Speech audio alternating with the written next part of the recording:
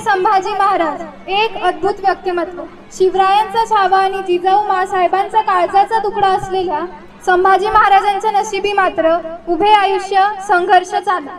अचाट धैर्य, अजोड पराक्रम, असामान्य शौर्य आणि प्रयत्नांची पराकाष्ठा करून शंभूराजांनी मात्र सलग 9 वर्ष आदिलशहा, मुघल, सिद्धी, पोर्तुगीज, इंग्रज आणि इतर अंतर्गत शत्रूशी लढा देत स्वराज्याला टिकवले आणि वाढवले. धर्मकारण, मुत्सद्देगिरी, राजकारण, समाजकारण यात मुरलेले संभाजीराजे हे रणांगणावरचे अस्सल शेर होते. अशा या लढवयाला खुद्द मृत्यूही ओशाळले, नियतीचेही डोळे पाणावले आणि अवघा स्वराज्य हळहळला. अशा शंभूराजांनी स्वतः मरणांतिक यातना सहन करून स्वराज्याला टिकवलेच नाही तर वाढवले, जीवनदान दिले. त्यांच्या या बलिदानामुळे मराठी मातीत उगवलेल्या गवतालाही भाले फुटले, घराघरांचे किल्ले झाले आणि अवघा मराठी मुलूक आपल्या राजाच्या हत्येने पेटून उठला. तर चला मित्रांनो, अशा या संभाजी महाराजांबद्दल आपण जाणून घेऊया. अशा या छाव्याचा जन्म 14 मे सन 1657 रोजी किल्ले पुरंदर येथे झाला. संभाजी महाराज लहान असतानाच त्यांच्या आई महाराणी सईबाई यांचे निधन झाले. त्यानंतर त्यांचा सांभाळ मासाहेबांनीच केला. राजपुत्र असल्यामुळे रणांगणावरील मोहिमा आणि राजकारणातील डावपेच यांचे बाळकडू लहानपणीच मिळाले. सावत्र आई पुतळाबाई यांनी त्यांच्यावर आई समान माया केली, पण सोयराबाई यांनी त्यांच्या संकुचित वृत्तीमुळे त्यांचा नेहमी तिरस्कारच केला. अशा या शंभू महाराजांचे बालपण मासाहेब जिजाऊंच्या निगराणीखाली गेले. संभाजी महाराज हे अत्यंत देखणे व शूर होते. तसेच भाषांचे त्यांना ज्ञान होते. लहानपणापासूनच संभाजी महाराजांना राजकारणाचे आणि शस्त्रविद्येचे शिक्षण दिले जात होते. यात जिजाऊ माजातीने लक्ष देत असे. शस्त्र असल्याबरोबरच राजांना शास्त्राचेही शिक्षण दिले जात होते. राजे वेदशास्त्र आणि उपनिषदाचे गाढे अभ्यासक होते. संभाजी महाराजांनी अगदी लहान वयातच आपल्या शौर्याची आणि पराक्रमाची प्रचिती दिली होती. एकदा तर अवघे 9 वर्षांचे असतानाच शिवाजीराजे शंभूराजांबरोबर औरंगजेबाच्या भेटीला गेले होते आणि इथेच औरंगजेबाच्या मुत्सद्देगिरीचे प्रत्युत्तर संभाजी महाराजांना आले.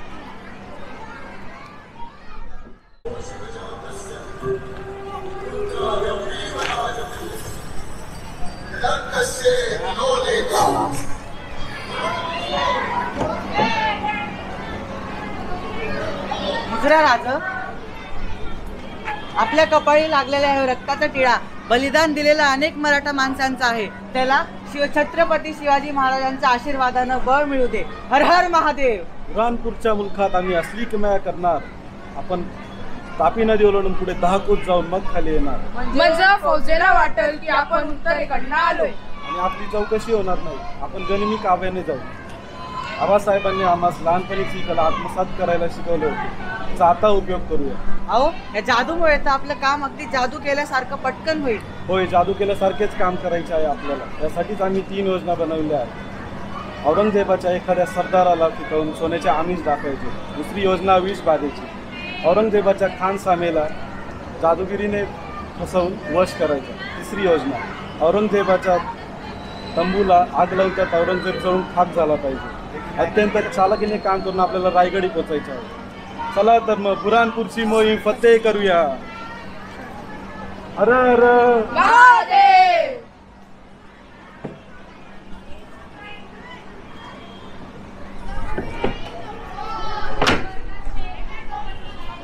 राज, गनिम, हर हर महादेव.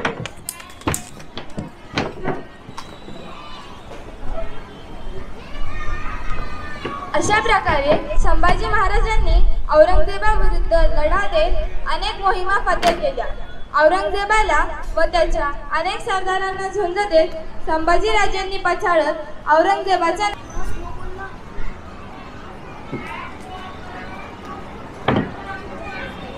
संभा संभा संभा नाक में दम कर रखा इस काफिर ने.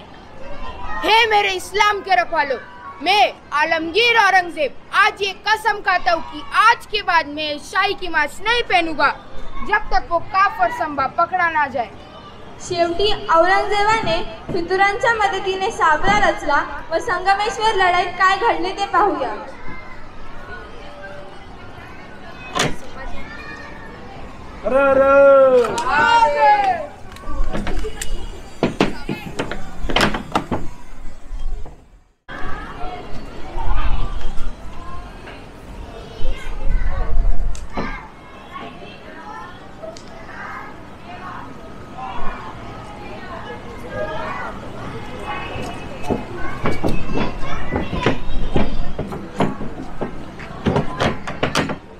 हे दृश्य पाहून जी महाराज ऐका.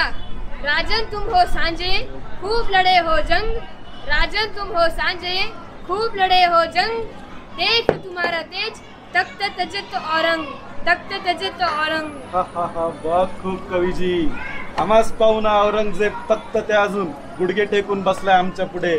आणखीन काय हवं आम्हास? संभा हमारी कैद में है तू, याद रख. औरंग्या विसरू नकोस. वाघ पिंजऱ्यात असला काय आणि जंगलात असला काय, वाघा वाघच असतो. अरे दगाबाजी करून पकडले तू आम्हास. बंदी होकर भी इतनी गर्मी. होय आहेच गरमी. तुझी कबर खोदल्याशिवाय ती थंडी नाही व्हायची. अरे आम्ही मराठ्यांचे छत्रपती आहोत, तुझे नादान शेजादे नाही. गरब खान क्या है ये? बंदी ये है क्या हमें? बंदी होकर भी इतनी गर्मी, इतने मिजाज. या अल्लाह क्या खिलाते हैं मराठे अपने बच्चों को. क्यों नहीं पैदा हुआ ऐसा एक भी शख्स हमारी जनानी में? अरे कसा जन्मेल संभाजी तुझ्या पोटी? तख्तासाठी स्वतःच्या बापाला विष देणारा तू, स्वतःच्या भावांची खुलेआम कत्तल करणारा तू, कसा जन्मेल संभाजी तुझ्या पोटी? संभाजी जन्मेल तर फक्त आणि फक्त शिवछत्रपतींच्या कुशीतच. वाघाची बछडी फक्त वाघाच्या पोटी जन्म घेतात. तुझ्यासारख्या कर और सीधी तरह से बता दे बुरहानपुर का लूटा हुआ शाही खजाना कहाँ छुपा कर रखा है मराठों ने, और हम में से कौन सा सरदार शामिल है तुझसे? औरंग्या तख्तासाठी रक्तावर उलटणारी औलाद नाही आमची. बंदी होकर की भी इतनी गर्मी. अरे पिंजऱ्यात कोंडलेल्या वाघासमोर तर कुत्रेही गुरगुरतं. एकदा सोडून तर बघ आमच्या संभाजी राजेंना, मग तुला कळेल कोणाचा जीव धोक्यात आहे. छोड़ दो इसे ताकि फिर से हम पर वार करे. अरे वार केला तर छाताडावर करेल, तुझ्यासारख्या पाठीवर नाही. अरे लाखोंच्या सैन्यात घुसून बोटात छाटणारी औलाद आहे आमची. संभा हमारे हो जाओ वरना मारे जाओगे. अरे मरणाची भीती कोणाला दाखवतोस? अरे शिवाजी नावाच्या वाघाचे छावे आहोत आम्ही. संभा सैनिकों ले जाओ इसे मेरी नजरों के सामने से और इसकी आंखें निकाल देना गर्म तपती हुई सरियों से. बहुत गर्मी है ना इन आंखों में, और अगर फिर भी ना माना तो सर धड़ से अलग करके टुकड़े टुकड़े करके फेंक देना इस तुलापुर की नदी में.